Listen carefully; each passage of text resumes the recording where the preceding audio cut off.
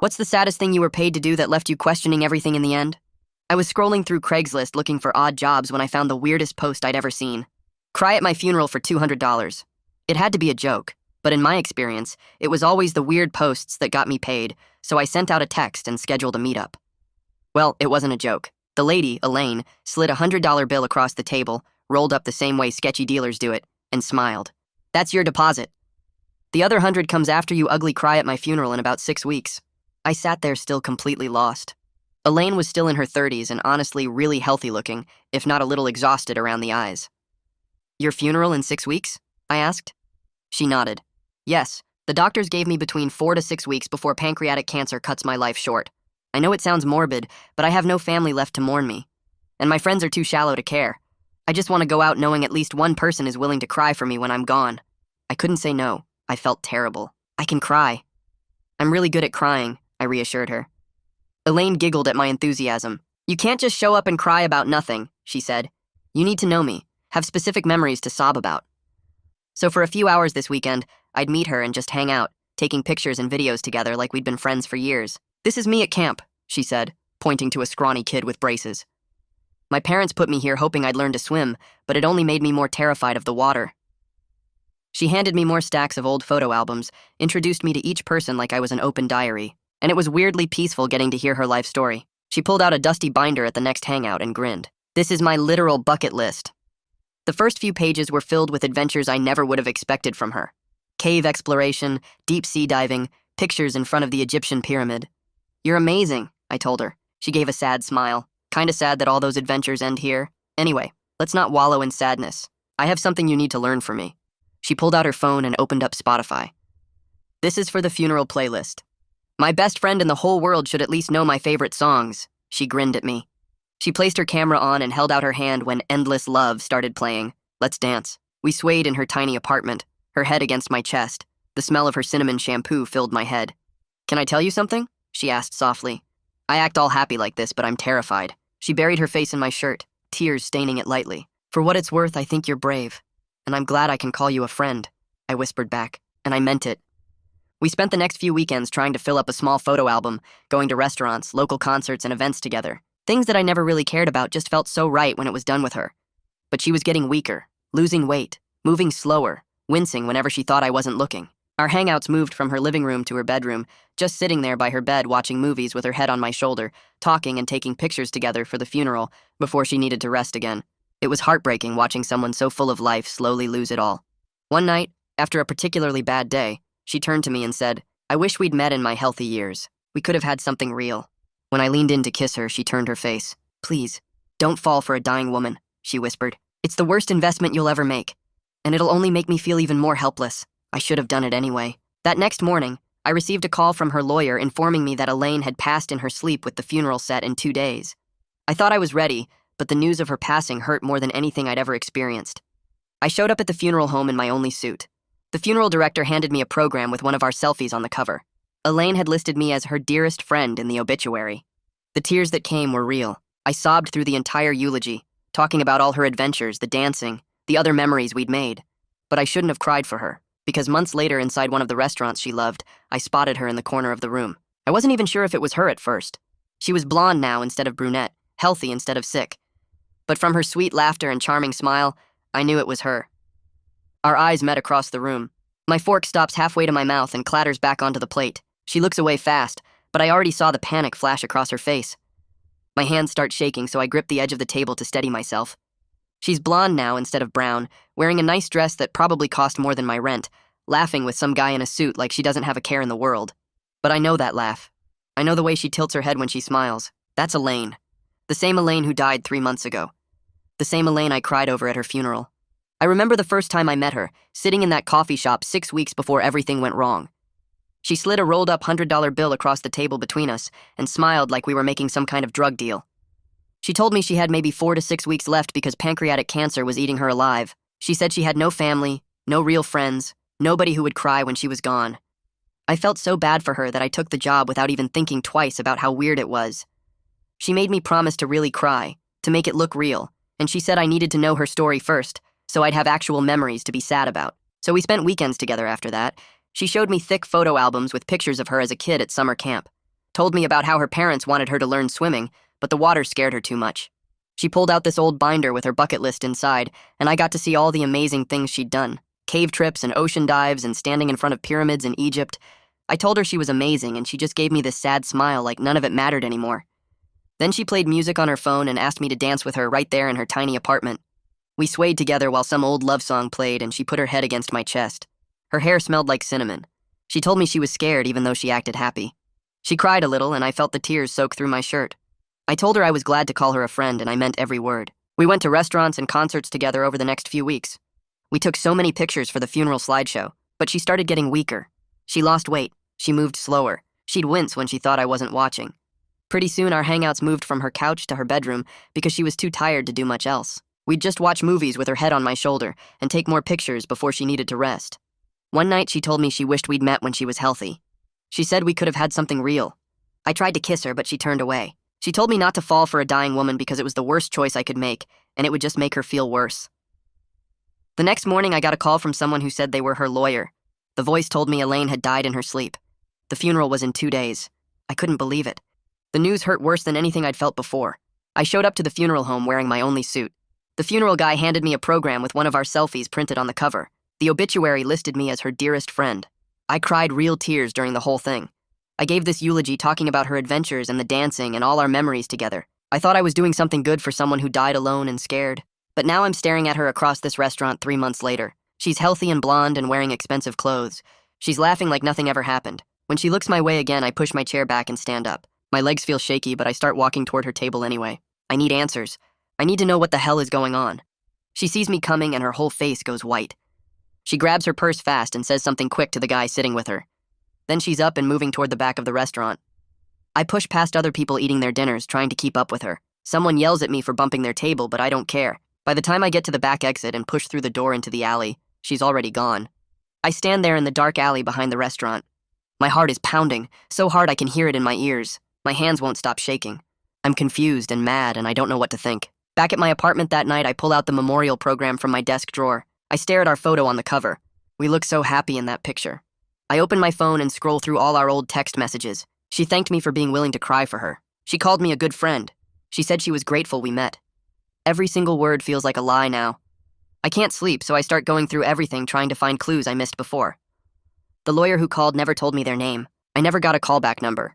The funeral home did everything, but I never actually saw a death certificate. When I tried to visit her apartment after the funeral to pick up some photos she'd promised me, the manager said the lease was under a different name. None of it makes sense.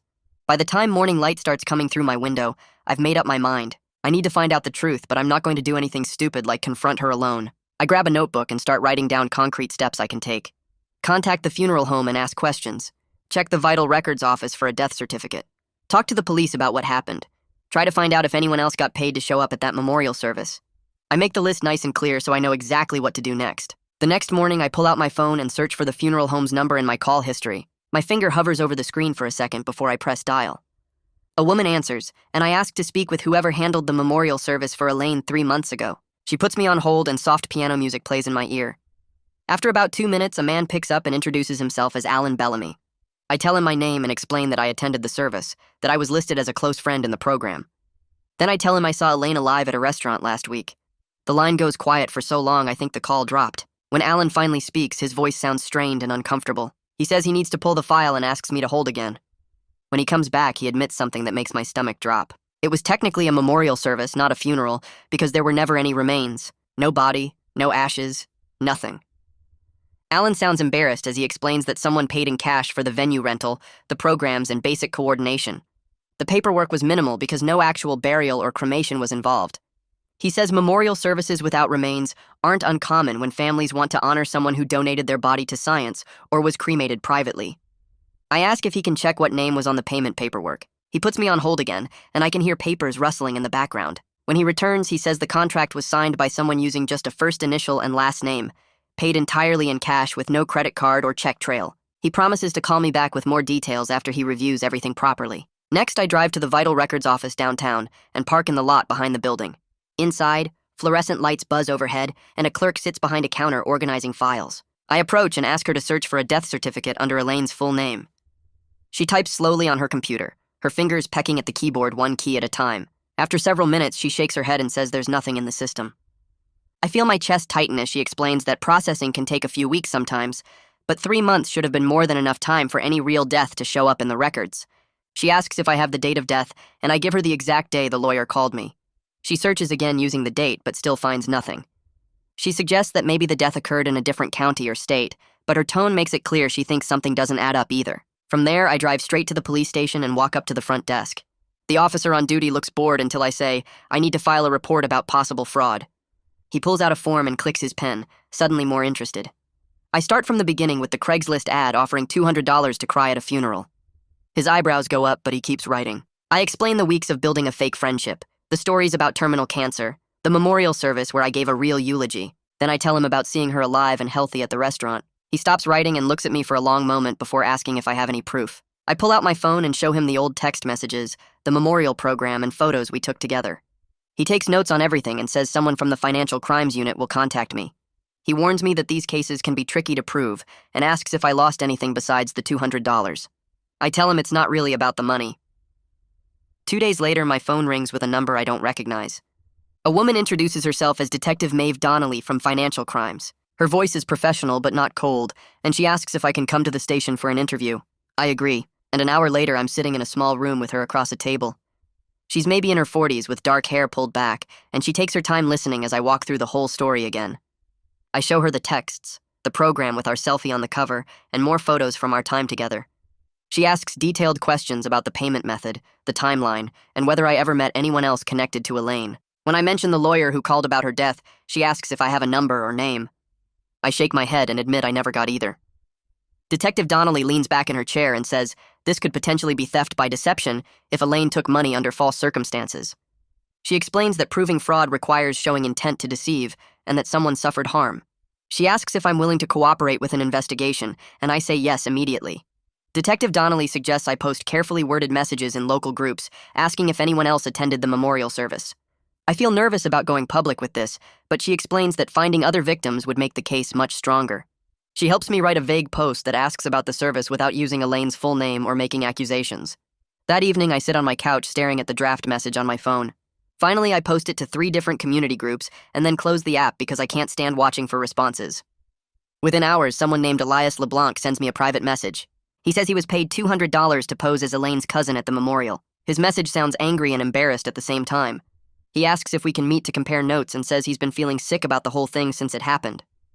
I screenshot his message and forward it to Detective Donnelly before I respond. She texts back quickly telling me to meet him in a public place and let her know when and where. I message Elias back and we agree to meet at a coffee shop the next afternoon.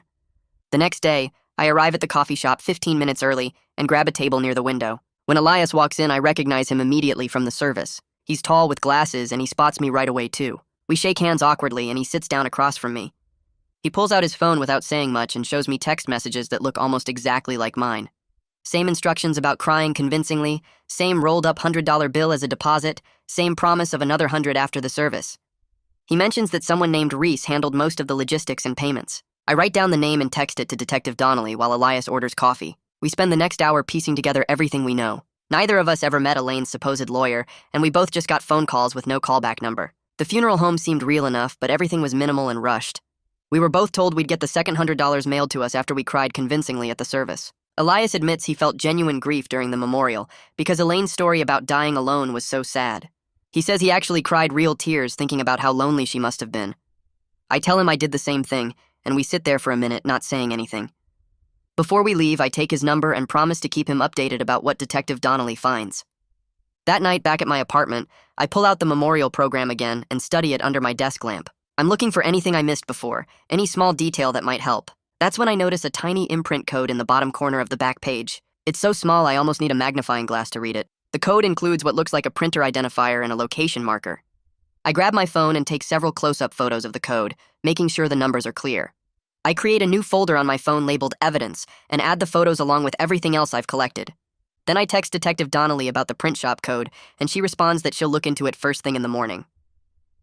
The next morning, I drive across town to the address printed on the tiny code at the bottom of the memorial program. The print shop sits between a dry cleaner and a tax office in a strip mall that's seen better days.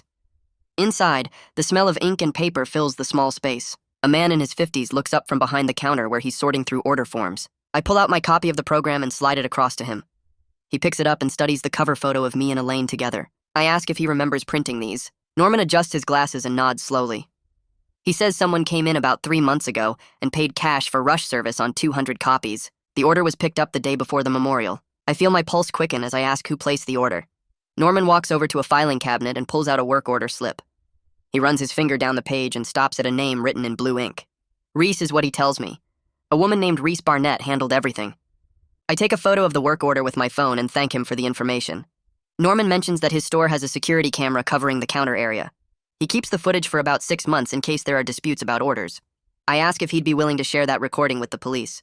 He says he'll cooperate fully with any official request and writes down the exact date and time Reese came in to pick up the programs. I leave the shop and sit in my car for a few minutes, processing what I learned. Another name to add to the puzzle. I text the information to Detective Donnelly, along with the photo of the work order. My phone rings 2 hours later while I'm making lunch in my apartment.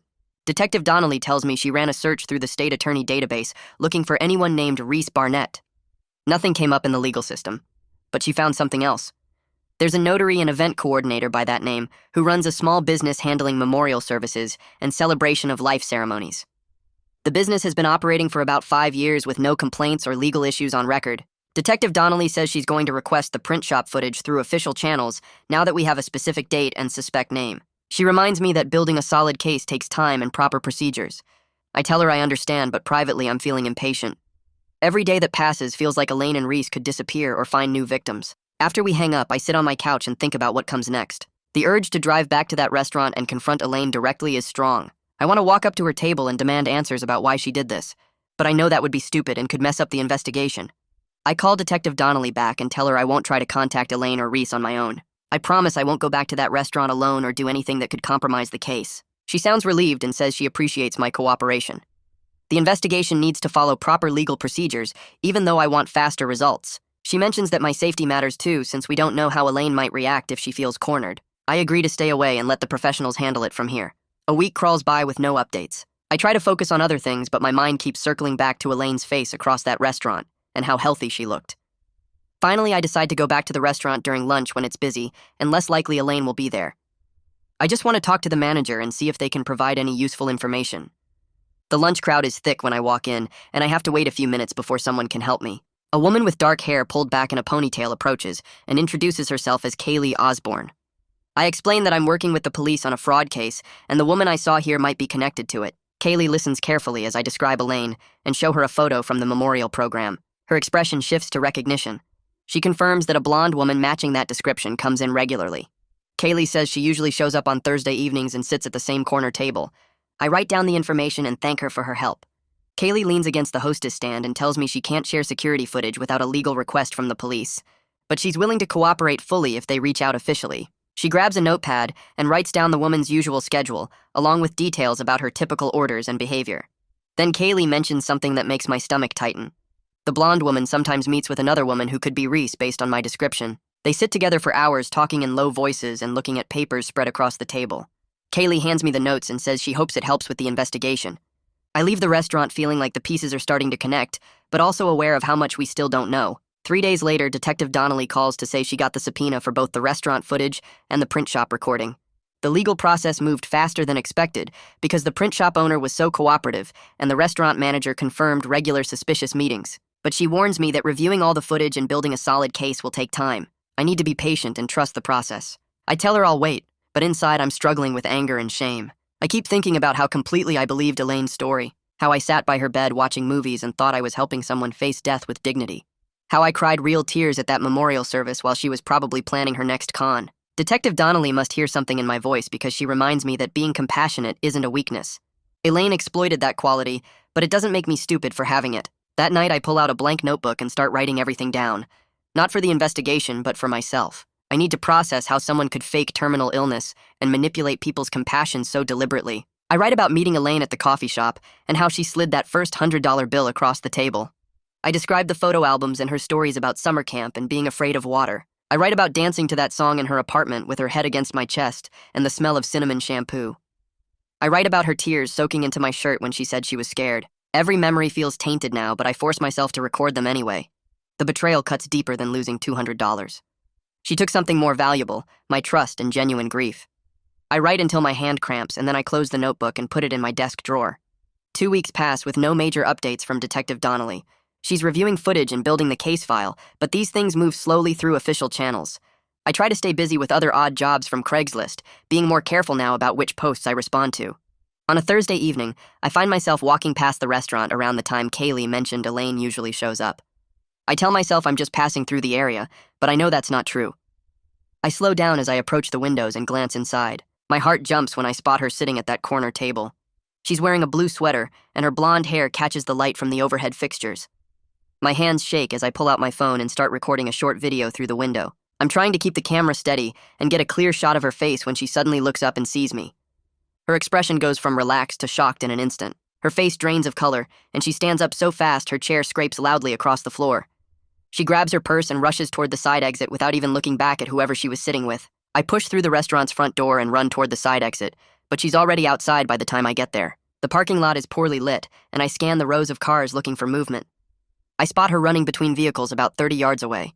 I follow her, but she reaches a dark sedan and jumps inside. The engine starts immediately, and she pulls out of the parking space with her tires squealing slightly. I keep recording as her car speeds toward the exit. I got about 15 seconds of clear footage showing her face and her panicked reaction to seeing me. The video quality isn't great because my hands were shaking, but her features are visible and her fear is obvious. I stand in the parking lot watching her taillights disappear down the street. My chest feels tight with a mix of anger and something else I can't quite name. I walk back to my car and sit in the driver's seat for several minutes before opening my phone. I send the video file to Detective Donnelly with a message explaining what happened. Then I sit there feeling empty and angry and wondering how many other people Elaine has done this to. Detective Donnelly calls me back the next morning and tells me the video was exactly what she needed to push the restaurant footage request through faster channels. She sounds more energized than usual and says she'll have results within a few days instead of weeks. I spend those days checking my phone constantly and trying to focus on normal things like grocery shopping and laundry, but my mind keeps drifting back to Elaine's face in that parking lot. When Detective Donnelly finally calls again, she asks me to come down to the station to review what they found. I drive over immediately, and she leads me to a small conference room with a laptop set up on the table.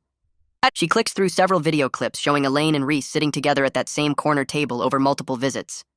In one clip, Reese slides a thick envelope across the table, and Elaine tucks it into her purse without opening it. Detective Donnelly pauses the video and looks at me. She explains that the case file is now officially open as a fraud investigation, and they're building a timeline of Elaine's activities over the past 6 months. I watch the footage again and feel this weird mix of anger and something else I can't quite name. Detective Donnelly suggests we go through what I know about Elaine's supposed illness to document all the red flags I missed. We sit there for over an hour while I describe how she claimed to have late-stage cancer, but was walking around normally, eating full meals at restaurants, never losing her hair, or showing any real signs of being sick. Detective Donnelly takes notes and points out that nothing I'm describing matches actual cancer progression. Real patients in late stages would be in constant pain, unable to keep food down, needing serious medical support. The whole thing was just an act designed to make me feel sorry for her and get emotionally invested in her fake story. I feel stupid for not questioning any of it at the time, but Detective Donnelly reminds me that con artists are professionals at manipulation. That night back at my apartment, I pull out my laptop and start going through all the photos Elaine showed me from her bucket list. I do reverse image searches on the travel pictures, and my stomach drops when several come back as stock images from travel websites.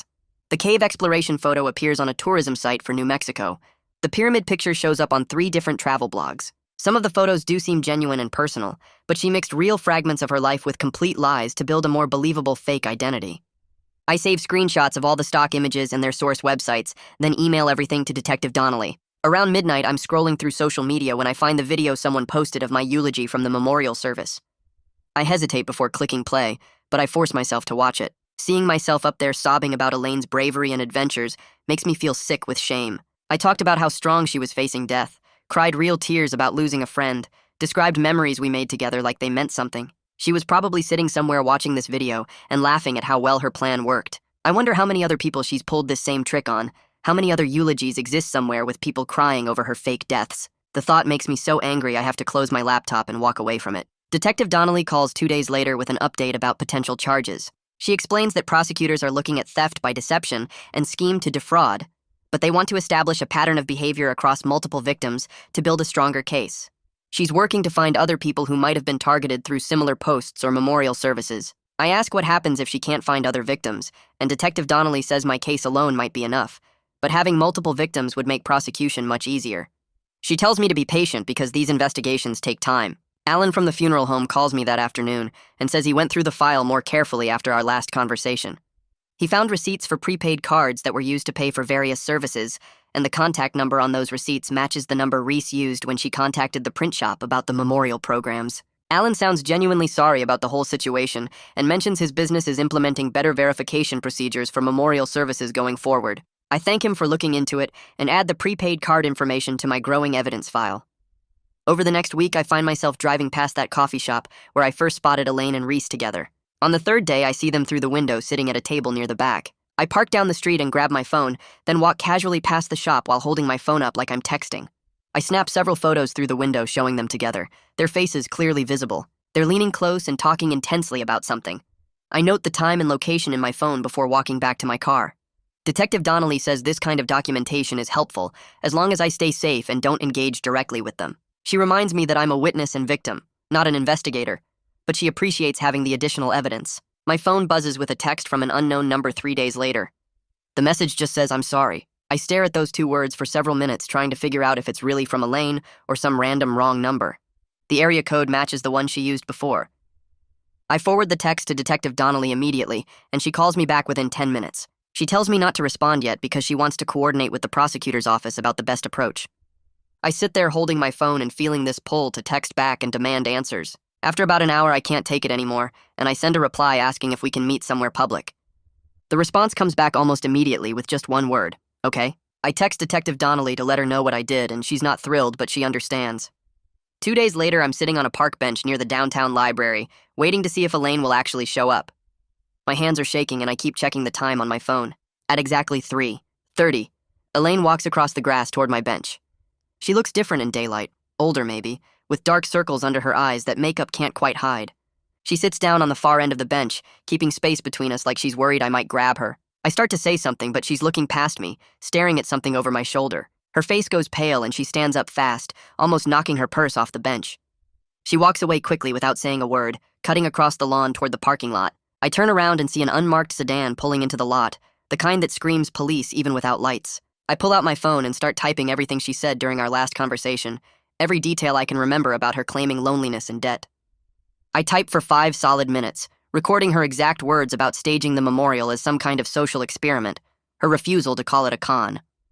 My hands shake while I type, but I keep going because I know memory fades and changes, and I need this documented while it's fresh. Detective Donnelly calls me 20 minutes later, and I can hear the frustration in her voice. She tells me Elaine was gone before the officers could get close enough to approach her. She's not yelling, but she's firm when she says I can't do solo meetings anymore. I'm both a victim and a witness, she explains, and that means I need to follow protocols. I want to argue that I got her to show up, that I almost had her talking, but I know she's right. She's trying to protect the case and keep me safe even if I don't like being told what to do. She asks me to send her the notes I typed, and I do it right there on the call, forwarding everything to her email. The subpoena for the restaurant security footage comes through about a week later. Detective Donnelly calls me to review what they found, and I drive down to the station to watch the recordings on her computer. The footage shows Elaine and Reese meeting at that same back table at least 6 times over 2 months. They lean close and pass envelopes back and forth, and in one clip, Reese slides what looks like a stack of photos across the table. But there's more.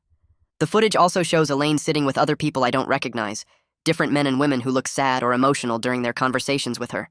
Detective Donnelly pauses the video on one frame, showing a middle-aged guy wiping his eyes while Elaine holds his hand across the table. She tells me these could be additional victims, and the prosecutor wants to identify them. Kaylee provides receipts showing Elaine's payment pattern, always cash, always on Thursday evenings, going back almost 6 months. She also gives a statement saying she noticed Elaine meeting with different people each month, but thought it was just someone with a lot of friends going through hard times. A warrant for Reese's P.O. box gets executed, and the contents make everything click into place. There are sympathy cards from people I've never heard of, cards addressed to names that don't match Elaine. Small amounts of cash are tucked inside some of them, $20 here, $50 there, with handwritten notes about being sorry for their loss. There are unused gift cards from major retailers, still in their packaging and donation receipts made out to fake charity names. Detective Donnelly spreads everything out on a table and takes photos of each item. She explains that this wasn't just about my $200, or even about the handful of people paid to attend services. This was a larger operation targeting people's grief and sympathy, collecting small amounts from multiple sources that added up over time. The scope becomes clear when she counts up the cards and receipts, estimating at least 15 different memorial services over the past year. Reese gets brought in for questioning 2 days later, and I watch from the observation room while Detective Donnelly and another investigator talk to her. Reese sits there calm and professional, dressed like she's heading to a business meeting. She claims she's just an event coordinator who helps people plan memorial services and celebrations of life. She acts shocked when they mention the fake deaths and says she had no idea Elaine was deceiving anyone.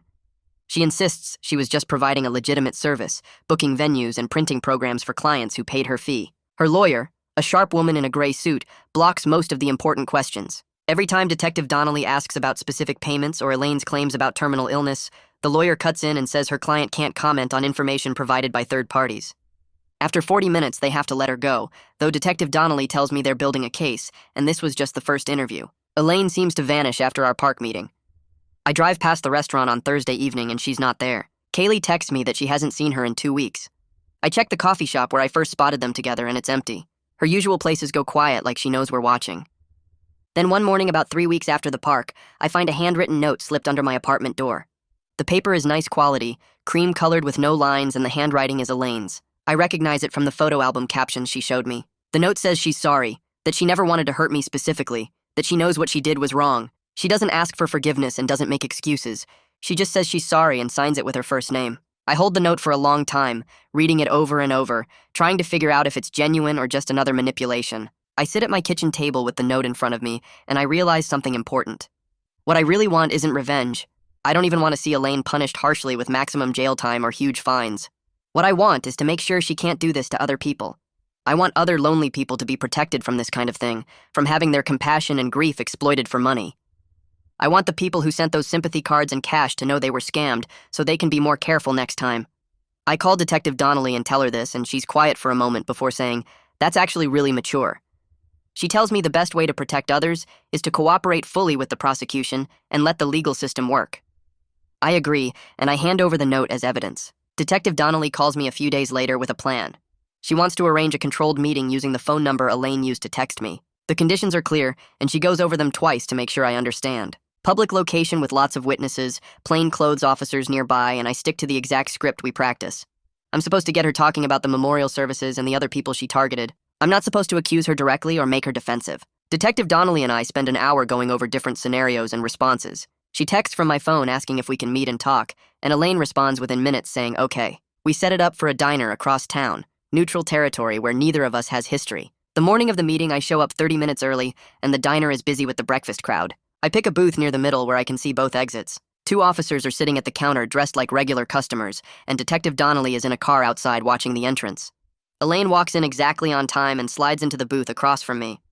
She looks tired and scared, nothing like the confident woman from the restaurant. She starts apologizing right away, saying she's done this before with other people, that she's been running this scheme for over a year. She's crying and the tears look real, running down her cheeks and dripping onto the table. She says she'll pay everyone back, that she just wanted to feel important to someone, that being mourned made her feel valued in a way real life never did. I'm listening and trying to remember the script when I see movement behind her. Detective Donnelly and 2 officers in uniform walk up to our booth. Elaine sees my eyes shift and she turns around. Her face just crumbles when she realizes what's happening. One officer asks her to stand up and she does, moving slow like she's in a dream. They tell her she's being detained for questioning regarding multiple fraud complaints, and she doesn't resist. She just looks at me one more time with this broken expression before they walk her out. After they take Elaine to the station for processing, I drive home and I completely fall apart. The rush from the meeting wears off and I'm left sitting on my couch feeling exhausted and empty. I thought I'd feel satisfied or victorious, but instead I just feel sad and confused. I cry for about an hour, not pretty crying, but the ugly kind that leaves you with a headache. I think about how she manipulated me, but also about how lonely she must have been to do something this extreme. I think about dancing to that song in her apartment and how real it felt at the time. Eventually, I pull myself together enough to look up therapists in my area. I schedule an appointment for the following week because I know I need help processing all of this.